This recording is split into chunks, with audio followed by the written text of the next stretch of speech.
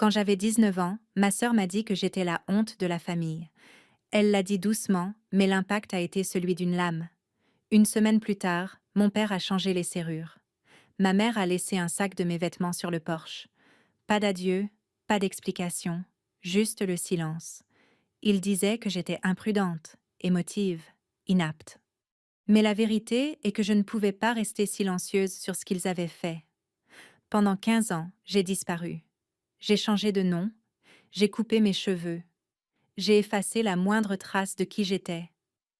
Non pas parce que j'avais honte, mais parce que je savais qu'ils ne me laisseraient jamais réussir s'ils savaient que je le faisais. Puis, un après-midi, je suis entrée dans une salle d'audience où ma sœur était jugée. Je n'ai pas parlé. Je n'en avais pas besoin. La juge s'est interrompue, a plissé les yeux vers le fond de la salle et a demandé « Attendez, est-ce Camille Reyes, la gouverneure ?» Toutes les têtes se sont tournées. Ma sœur est restée bouche bée, et dans cet instant suspendu, toutes les années que j'avais passées enterrées sous leur silence ont éclaté pour devenir autre chose. Ils disaient autrefois que j'étais un échec. Mais maintenant, la seule chose plus forte que leur silence était le son du monde qui me voyait enfin. Je m'apprête à partager quelque chose qui me tient à cœur. Mais avant cela, pouvez-vous me dire bonjour dans les commentaires ou me dire d'où vous venez? J'adore savoir jusqu'où mon histoire voyage. C'est toujours bon de savoir que je ne suis pas seule dans tout cela. Et si ma voix résonne en vous, même un peu, n'oubliez pas de vous abonner pour ne pas manquer le prochain chapitre. Merci. Et maintenant, laissez-moi tout vous raconter. L'air à San Antonio était lourd de chaleur, et à l'intérieur de la maison des Reyes, il était lourd d'attente. La famille s'était réunie autour de la table à manger, le bois poli reflétant la lueur douce du lustre au-dessus. C'était un dîner du dimanche, une tradition que Manuel Reyes maintenait avec une précision militaire. En bout de table siégeait Manuel lui-même, chef de police à la retraite, patriarche et commandant de tout ce qui est honorable. Il a levé son verre à Isabella, sa première-née, alors que son image défilait sur l'écran de télévision muet derrière eux. « C'est ma fille », a-t-il dit avec fierté. Procureur de district pour le comté de Bexar et maintenant sur CNN, une vraie Reyes.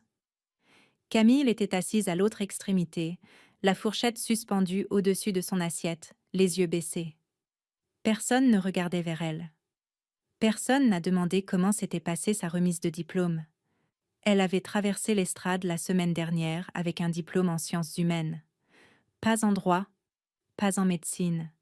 Elle ne leur avait même pas communiqué la date. Elle savait qu'il ne viendrait pas.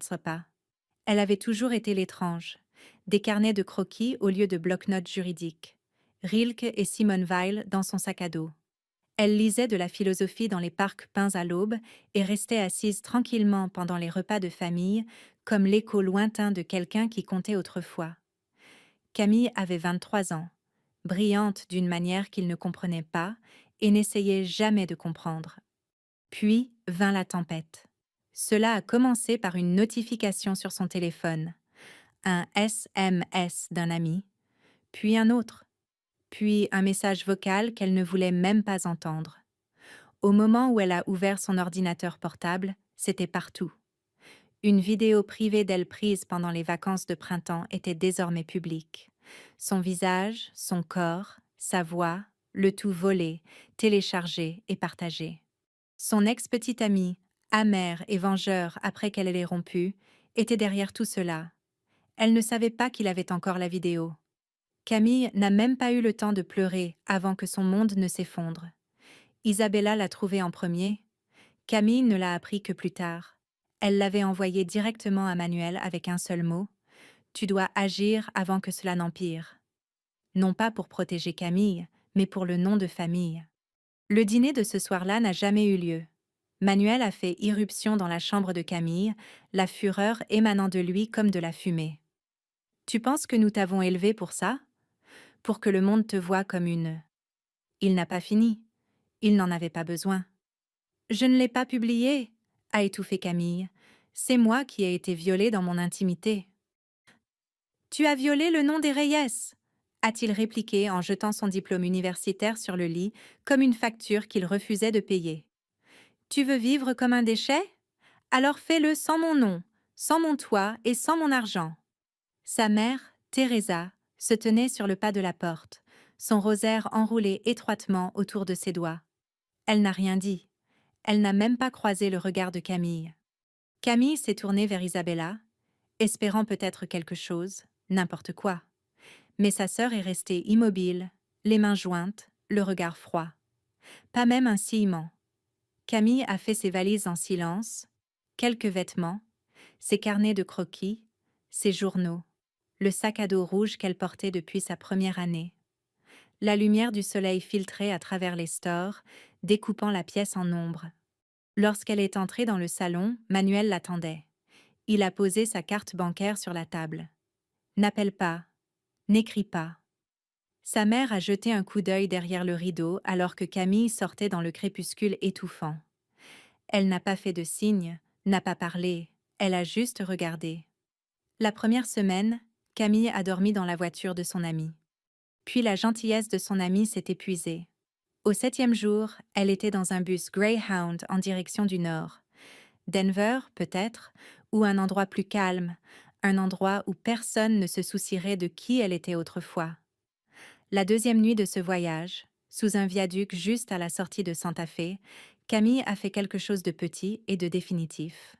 Elle a sorti un vieux carnet relié en cuir, celui qui contenait les anniversaires de famille, les recettes de cuisine, les mots que sa mère glissait autrefois dans sa boîte à lunch.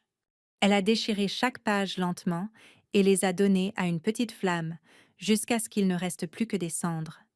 La nuit était calme, les flammes douces et affamées.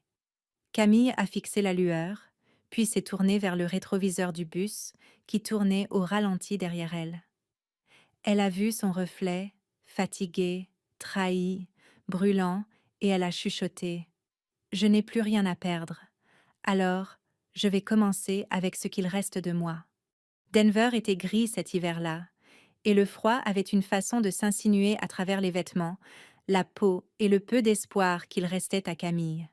Elle vivait dans un appartement partagé, un de ces bâtiments délabrés avec une peinture écaillée, des éviers tachés de rouille et des murs fins qui renvoyaient chaque son dans vos os.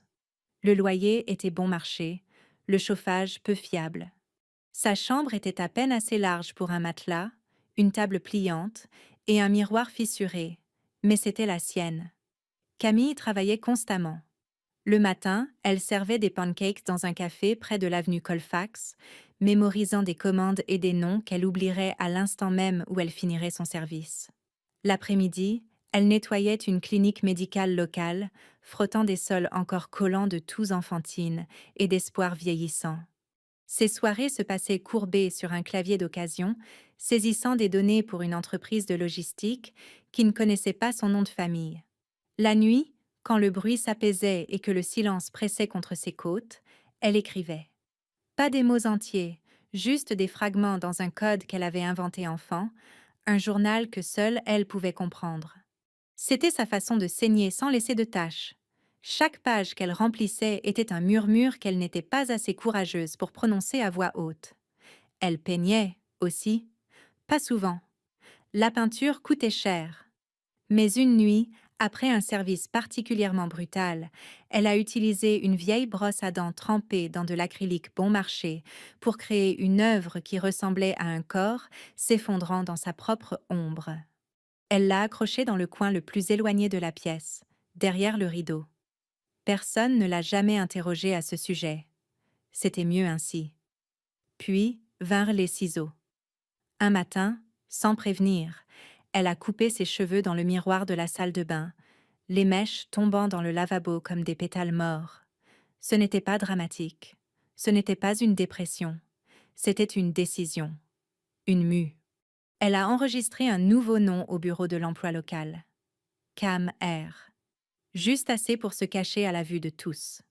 Juste assez pour devenir quelqu'un de nouveau. Une nuit à la clinique, pendant une garde de nuit, Camille a entendu des cris en espagnol. Elle est sortie dans le couloir et a vu une femme, petite et terrifiée, tenant un enfant alors qu'un officier en uniforme planait au-dessus d'elle avec une pile de papier. Signez ici, a aboyé l'officier. C'est déjà traité. Signez, c'est tout. La femme ne comprenait pas. Ou peut-être qu'elle comprenait, mais la panique la paralysait. Camille est intervenue, le cœur battant. Elle ne signera pas ça, a-t-elle dit d'une voix ferme. Qui diable êtes-vous? Elle ne signera pas, a répété Camille. Elle a saisi le formulaire. Votre logiciel n'est pas à jour. Ces papiers ne sont pas valides. C'était un mensonge, mais ça a fonctionné. L'officier a hésité, a grommelé, puis est parti. La femme a pleuré doucement dans le manteau de sa fille. Plus tard cette semaine-là, Camille a été convoquée dans un petit bureau où elle s'attendait à être licenciée. Au lieu de cela, elle s'est retrouvée assise en face d'un homme nommé Rafael Delgado, directeur de Proctolibé, une organisation à but non lucratif aidant les immigrants sans papier. Vous savez, la plupart des gens ne font pas ce que vous avez fait, a-t-il dit. Je sais, a répondu Camille. La plupart des gens ont encore quelque chose à perdre. Il a souri. Venez travailler pour nous, pas comme femme de ménage. Camille a recommencé au bas de l'échelle. Elle apportait le café, traduisait des documents, faisait les courses. Mais elle observait, elle apprenait. Elle a commencé à rédiger des propositions, puis des plans de sensibilisation communautaire. Finalement, elle a coordonné des subventions et équilibré des budgets. Elle a suivi des cours de politique en ligne le soir, étudié le droit de l'immigration le week-end, assisté à des réunions du conseil municipal, juste pour comprendre le langage du pouvoir. Elle n'a plus jamais utilisé le mot « maison », pas à voix haute. Mais un jour, après avoir obtenu un logement d'urgence pour une famille de 4 personnes ayant fui la violence des cartels, un jeune stagiaire lui a demandé « Pourquoi faites-vous cela ?» Camille a marqué une pause. Elle n'avait pas besoin de réfléchir. « Je n'ai pas de famille vers qui retourner », a-t-elle dit. « Alors je construis un endroit où je pourrais avoir ma place. » Et d'une certaine manière, dans les espaces entre faire le bien et rester invisible, Camille a commencé à se rappeler comment respirer à nouveau. 3 ans après la nuit où Camille a arraché un ordre d'expulsion des mains d'une mère effrayée, elle se tenait dans une salle boisée de l'hôtel de ville, parlant d'une voix si calme qu'elle résonnait comme le tonnerre. Elle était devenue une présence familière dans le monde de la défense des immigrants à Denver. Tranchante, implacable, d'une intégrité absolue. Sa réputation n'était pas bruyante, mais elle était solide. Les gens l'écoutaient quand elle parlait, même ceux qui n'étaient pas d'accord avec elle. Désormais, elle n'était plus seulement la fille qui nettoyait autrefois les sols des salles d'examen. Camille avait gagné sa place au conseil consultatif local sur la politique d'immigration. Ce n'était pas prestigieux. Il n'y avait pas de cortège officiel, mais c'était un pouvoir réel. Le genre qui façonne la législation avant que quiconque ne réalise que c'est une loi. La réunion ce jour-là était tendue. Un conseiller conservateur prônait une coopération accrue avec la police de l'immigration dans les refuges de Denver. Camille, assise au bout de la table, a attendu qu'il finisse. Puis, elle s'est penchée en avant, la voix stable. Si la loi refuse de grandir avec la justice, a-t-elle dit, alors la justice cesse d'être légale et commence à n'être qu'un simple ornement. Le silence s'est installé dans la pièce. Quelques personnes ont applaudi. Le conseiller n'a pas répondu. Après coup, un journaliste du Rocky Mountain Chronicle l'a approché dans le couloir. « Nous aimerions faire un portrait sur vous », a-t-il dit. Leader local, défenseur des immigrants, le visage du changement, ce genre de choses. Camille a scié. Quelque chose s'est noué dans son estomac. « Seulement si vous n'utilisez pas mon nom complet », a-t-elle précisé. Il a eu l'air perplexe, mais a accepté. « Et vous pouvez m'appeler C. Reyes. » Il a marqué une pause, puis a acquiescé. « D'accord. Pourquoi ce secret ?» Camille a souri poliment, mais pas ses yeux. « J'ai déjà été vue de la mauvaise façon. » Ce soir-là, de retour dans son petit studio, qui n'était plus l'endroit délabré de ses débuts mais restait modeste, elle a allumé une bougie. Elle faisait cela chaque soir, toujours devant la même photographie. C'était un vieux portrait de famille, sauf qu'elle avait gratté son propre visage avec une pièce de monnaie. Ce qui restait était un flou spectral là où se trouvait son sourire. Elle a murmuré les mêmes mots qu'elle prononçait chaque soir avant de souffler la flamme. Sois reconnu pour ce que tu fais, pas pour ce qu'ils t'ont appelé. Certaines nuits, elle se demandait si sa mère gardait encore des photos d'elle, ou si son père avait dit à quelqu'un qu'elle était en vie. Elle ne les cherchait pas sur Google, ne vérifiait pas leurs réseaux sociaux. La distance était intentionnelle et nécessaire. La guérison n'était pas toujours un mouvement vers l'avant. Parfois, c'était construire des murs assez hauts pour pouvoir s'épanouir à l'intérieur. Une de ses collègues de Proctolibé, une femme nommée Marianne, lui a demandé un jour « Tu penses parfois à laisser les gens savoir qui tu es vraiment ?» Camille a haussé les épaules. « Ils savent qui je suis. Je veux dire, ton passé. » Camille a secoué la tête doucement. « Je ne me cache pas. Je ne suis juste pas prête à être vue par des gens qui regardaient à travers moi sans me voir. » La vérité était qu'elle craignait plus que d'être trouvée. Elle craignait d'être reconnue et mal interprétée, de devenir l'histoire au lieu de la voix. Mais le progrès a une façon de traquer les gens qui essaient de bouger en silence. Quelques semaines plus tard, Camille se tenait derrière un modeste podium lors d'un événement dans un parc public. La foule n'était pas immense, peut-être 70 personnes, mais elles écoutaient. Lorsqu'elle a annoncé son intention de se présenter à la Chambre des représentants de l'État du Colorado en tant que candidate indépendante, sa voix n'a pas tremblé. « Je ne suis pas ici pour représenter un parti », a-t-elle déclaré. « Je suis ici pour représenter les gens qui ne sont jamais invités à la table, mais qui la portent sur leur dos chaque jour. » Elle n'a pas évoqué son enfance. Elle ne leur a pas dit qu'elle dormait autrefois dans sa voiture. Elle n'a pas montré de photos de famille sur papier glacé. Son matériel de campagne était sobre, axé sur les politiques, et ne présentait aucune photo portrait souriante, juste un slogan « Laissons le travail parler en premier ». Et avec cela, Camille est entrée dans un autre type de combat. Pas seulement pour les autres, mais pour elle-même, pour le droit de se reconstruire sans demander de permission, sans s'excuser et sans être vue à moins qu'elle ne le veuille. Tout a commencé par un titre que Camille ne s'attendait pas à voir. Procureur de district sous enquête pour falsification de preuves. Le nom en dessous n'était que trop familier. Isabella Reyes. Camille n'avait pas prononcé ce nom à voix haute depuis des années. Mais il était là, imprimé en gras. Inévitable. L'affaire a éclaté pendant un week-end. Un lanceur d'alerte accusait Isabella d'avoir manipulé des preuves dans un procès en immigration impliquant une mère hondurienne menacée d'expulsion. Les militants parlaient de trahison de la justice, tandis que les alliés d'Isabella dénonçaient une chasse aux sorcières.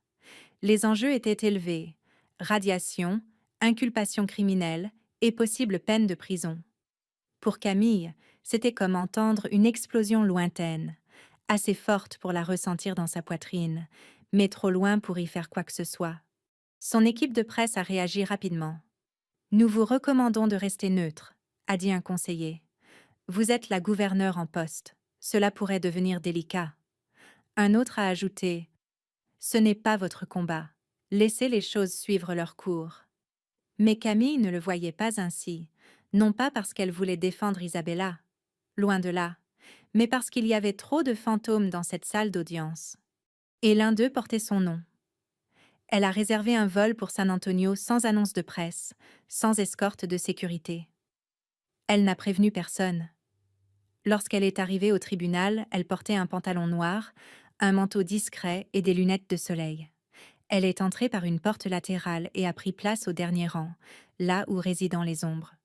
La salle d'audience était froide, presque clinique. Des avocats mélangèrent des papiers. Des journalistes murmuraient dans de minuscules micros. Isabella était assise à l'avant, impeccable comme toujours, le dos droit, les lèvres pressées en cette ligne familière que Camille ne connaissait que trop bien. Elle semblait intouchable, mais il y avait une tension dans ses mains. Puis, la juge Audrey Jamison est entrée. Camille se souvenait d'elle. Audrey avait pris la parole lors d'une conférence nationale des gouverneurs 2 ans auparavant. Elle a pris place, balayant la salle du regard. Ses yeux se sont posés sur Camille. Une pause, Un moment de stupéfaction, puis « Attendez, est-ce Camille Reyes, la gouverneure ?» Silence. Toutes les têtes se sont tournées. Les journalistes à l'avant ont eu un souffle coupé. Les caméras ont pivoté. Isabella a sursauté, ses yeux verrouillés sur Camille. Des yeux qui autrefois roulaient de dédain, maintenant écarquillés d'incrédulité. Teresa Reyes, assise à côté de sa fille, est devenue blanche comme un linge. Manuel Reyes s'est penché en avant, plissant les yeux. Camille n'a pas bronché. Elle n'a pas fait de signe, elle est juste restée assise, droite, comme si sa seule présence dans cette pièce était une déclaration suffisante. Ce qui était le cas. La juge s'est raclé la gorge, a repris contenance, et les débats ont repris. Mais l'air ne s'est jamais vraiment calmé. Toutes les quelques minutes, quelqu'un jetait un coup d'œil en arrière. Les photographes cliquaient sans vergogne. Camille les ignorait. Elle était venue pour être témoin, pas pour intervenir, ni pour offrir du réconfort, ni même pour parler. Elle est restée jusqu'à l'ajournement, puis s'est levée et est sortie par la porte latérale. Personne ne l'a rappelée. Personne ne l'a suivie. À son retour à l'hôtel, son téléphone vibrait déjà d'appels manqués. Son visage était aux informations. Son nom était en tendance. Mais cette fois, ce n'était pas le scandale ou la honte qui l'y avait ramené. C'était sa présence. Elle s'est assise près de la fenêtre ce soir-là. Son reflet dans la vitre ne ressemblait plus à une ombre, mais à quelque chose de plus lourd, de plus concret. Camille Reyes était revenue, non pas comme une fille ou une sœur, mais comme un règlement de compte. Il n'a pas fallu 24 heures pour que le nom de Camille domine l'actualité. Son retour dans la salle d'audience avait forcé un coffre-fort auquel personne n'avait touché depuis plus d'une décennie. Chaque média avait sa version. Le passé secret de la gouverneure du Colorado, la sœur étrange de la procureure inculpée, du scandale au Sénat, la rédemption de Camille Reyes. Et puis la véritable tempête a frappé. Quelqu'un a déterré la séquence. La vieille vidéo granuleuse. Celle qu'elle pensait avoir disparu dans les oubliettes d'Internet est réapparue. Camille a 23 ans. Un garçon avec un téléphone et trop d'ego. Les titres sont devenus plus acerbes. Un talk show a même interviewé son ex-petite amie qui a souri bêtement en disant « Nous étions jeunes. Je ne pensais pas que ça irait si loin. » Camille a regardé le segment seule dans son bureau, le visage impassible. Elle n'a pas bronché. Elle n'a pas appelé à la gestion de crise. Elle a laissé passer. Parce qu'elle en avait fini de fuir. Son équipe s'agitait. Devrions-nous publier un communiqué? Nous pouvons menacer de poursuites judiciaires. Camille a refusé tout cela. Elle a simplement chuchoté. Laissez-les regarder. J'ai déjà survécu au fait d'être vue auparavant. Puis Manuel Reyes a appelé. Sa voix portait toujours le poids du commandement. Tu utilises notre nom pour ton propre profit? A-t-il dit froidement, traînant notre héritage dans la boue pour attirer l'attention. Camille s'est appuyée contre son fauteuil. J'ai porté ce nom plus longtemps que tu ne m'as porté, a-t-elle dit calmement. Je n'ai pas demandé à être une Reyes. Je le suis restée pour me rappeler qui ne pas devenir. Elle a raccroché. Ce soir-là, Teresa Reyes a été transportée d'urgence à l'hôpital. Camille l'a appris par un appel discret d'un cousin. Contre tout instinct, elle a pris un vol de nuit. Elle est entrée dans la chambre d'hôpital sans s'annoncer. Sa mère semblait si petite. Leurs yeux se sont rencontrés. « Camille » a chuchoté Teresa. Sa voix était fragile. « Ah, si ce qu'ils disent est vrai » a dit Teresa lentement. « Alors, j'ai passé des années sans te voir. » Des larmes ont coulé dans les yeux de la vieille femme, mais Camille n'a pas pleuré. Elle s'est assise à côté d'elle, a pris la main de sa mère doucement et l'a tenue en silence. Elle n'a pas dit « Je te pardonne ». Cela aurait été trop simple. Quand Teresa s'est endormie, Camille a laissé une petite toile sur la table de chevet. C'était une peinture qu'elle avait faite des mois auparavant. Une femme debout dans un désert, sa silhouette s'étirant longuement derrière elle. Elle était intitulée « Témoin ». Camille est partie sans laisser de mots. Au Colorado, la frénésie médiatique ne s'était pas calmée. Lors de la réunion suivante du cabinet, elle est entrée avec son calme habituel. Elle s'est avancée vers le podium. Je ne réécrirai pas le passé, a-t-elle déclaré, la voix claire. Mais je déciderai de la manière dont il sera utilisé à partir de maintenant. Puis, elle a ouvert la séance. Personne n'a osé poser de questions. Elle avait parlé, et ce silence, gagné et assumé, était plus fort que n'importe quel titre de journal. L'inculpation est tombée sur toutes les chaînes. Isabella Reyes faisait face à des accusations criminelles. Les cercles juridiques qu'il avait autrefois loués ont coupé les ponts. Camille regardait tout cela depuis le Colorado. Et puis, le téléphone a sonné. Teresa pleurait au téléphone. « S'il te plaît, reviens à la maison, juste une fois. Viens dîner. » Plus tard, un message de Manuel. « Nous devons parler. » 15 ans. 15 ans de silence, à prétendre qu'elle n'existait pas. Et soudain, ils se souvenaient tous de son numéro. Camille a accepté. Ce vendredi-là, elle est arrivée à la maison des Reyes juste avant le coucher du soleil. Ils étaient tous là. Teresa l'a accueillie avec un sourire tremblant. Manuel se tenait derrière elle, rigide. Isabella était assise au bout de la table, les doigts triturant nerveusement une serviette. Le repas était élaboré. Teresa essayait de combler le silence avec des histoires du passé. Manuel a ajouté « Tes affiches de campagne étaient très professionnelles. Tes discours sont impressionnants. » Camille restait immobile, observant. Finalement, Isabella a parlé. « Je sais que j'ai fait une erreur. Je n'ai jamais pensé que ça irait si loin. » Puis vint le vrai but. « Nous pensions, » a dit Teresa en cherchant la main de Camille, « que peut-être tu pourrais dire quelques mots au procureur fédéral. Juste une petite recommandation. Pour aider la famille. » Camille a posé sa fourchette lentement. Le bruit a résonné comme un marteau de juge. « Si je n'étais pas gouverneur, » a demandé Camille d'une voix égale, « serais-je toujours de votre sang ?» Personne n'a parlé.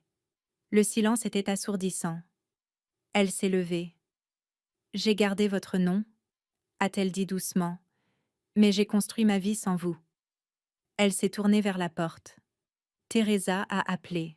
« Camille, s'il te plaît. » Mais Camille ne s'est pas retournée.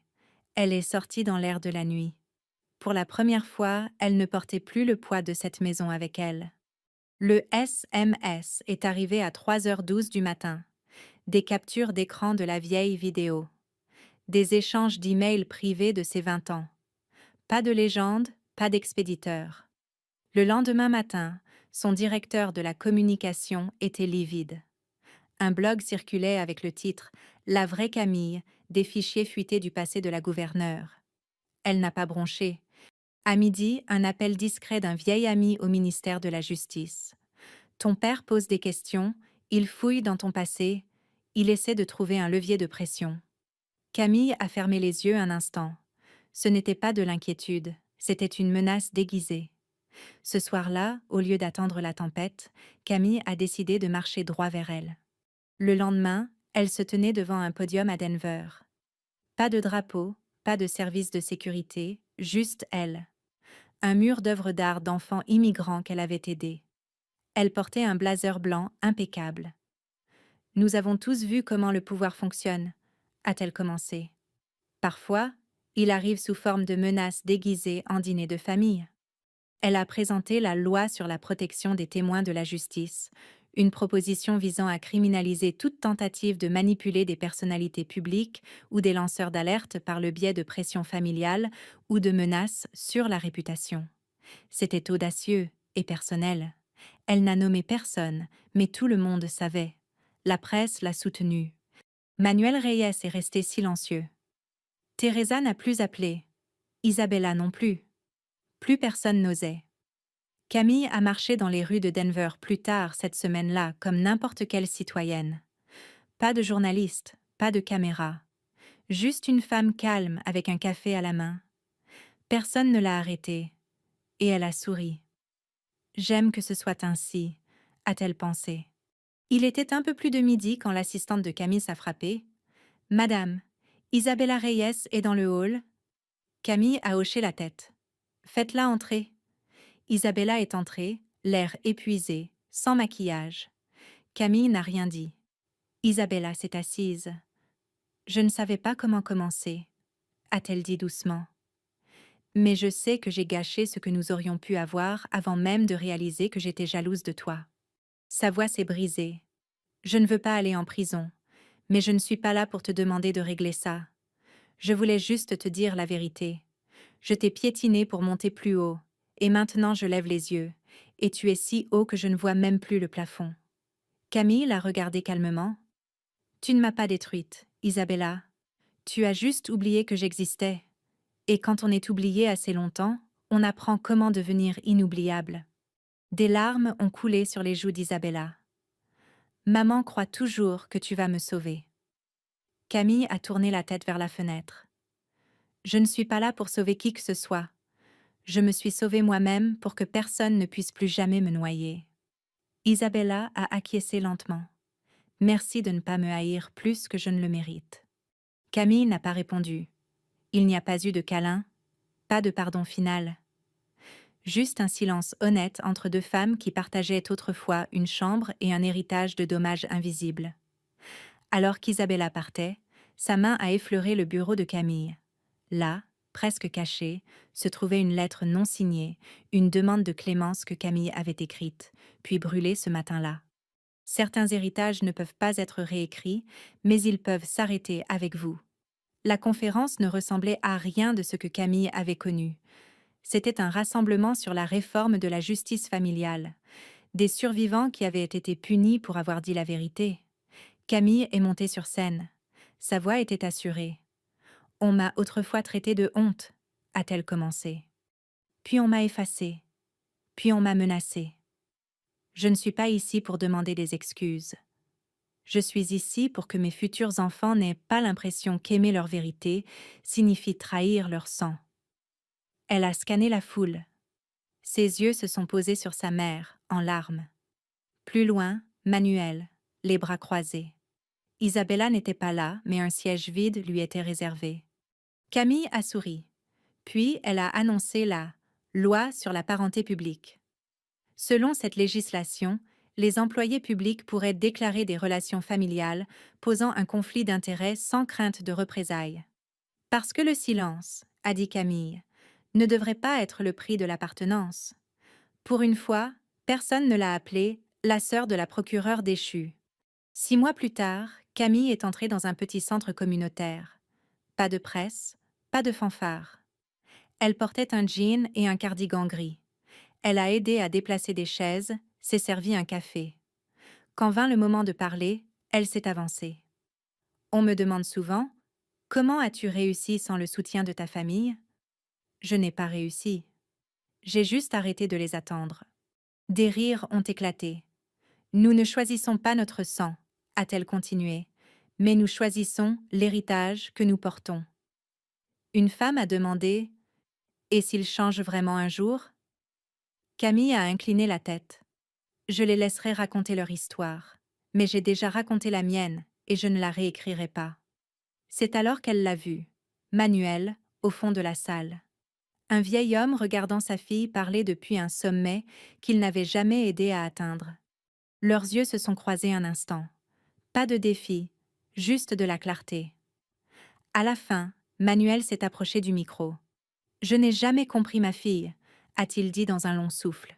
Mais aujourd'hui, j'ai réalisé que je n'ai peut-être pas à le faire. Tout ce que j'ai besoin de faire, c'est admettre qu'elle a fait ce que je n'ai jamais pu faire.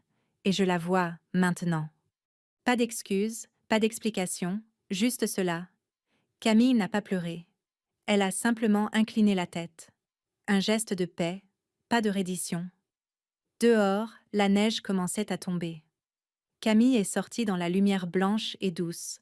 Elle n'a pas regardé en arrière, elle a juste continué à marcher. Seule, mais pas solitaire. Elle avait autrefois vécu juste pour être vue. Maintenant, elle avait enfin appris à se voir elle-même. Parfois, les batailles les plus dures sont celles que nous menons en silence contre le poids du passé. Mais la guérison ne consiste pas à réécrire ce qui a été fait.